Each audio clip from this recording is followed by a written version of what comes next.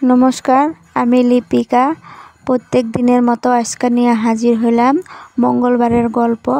সকালের জলখাবার ছিল মুড়ি আর সুজির হালুয়া। খাইয়া আমি বিছনা ঠিক করতেছি, আর এদিকে বুনু পড়াশোনা করতেছে, অঙ্ক কষতেছে। আর এদিকে সানধেন কইরা আমি দুপুরের রান্নার আয়োজন করতেছি। আজকে হব সবজি ডাইল, মুগ ডাইল দিয়া আরও 2-3 পদের সবজি দিয়া একটা তরকারি হব, আর পটল ভাজি আর মিষ্টি কুমড়া সিদ্ধ। এই 3 পদ আজকে থাকবো দুপুরের খাবারে। দেখতে থাকেন ভিডিওটা। এদিকে রান্না আমাদের বহাই দিচ্ছি সম্বার টম্বার দিয়া। রান্না বাইরা খায়া দেয়া দোকানে যাবো। এদিকে আমি খাবার অবয়া পড়ছি, আমি একলাই। আমি আগে রান্ধি, আমি আগে একলা খায়া দেয় আমি দোকানে আয়া পড়ি।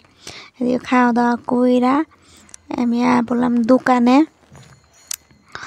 দোকানে হ্যাঁ বেচা কিনা করলাম 200-300 মতো কইরা নিয়ে আমি এদিকে বইয়া রয়েছি। আর অল্প পরে জামগা 4টা 4:30 বাজাত। আসার ফিরার পথে দোকান থেকে অল্প বাজার করে নিলাম। পেঁয়াজ আলু নাই, ঘরে শেষ হয়ে গেছে। পেঁয়াজ আলু আর পাইপ কিনে নিলাম এমনি প্যাকেট হিসাবে। প্যাকেট ভোগ লাগলে প্যাকেট আইনা বুনুরে দিলাম। আজকের ভিডিও এখানে শেষ করলাম। ধন্যবাদ।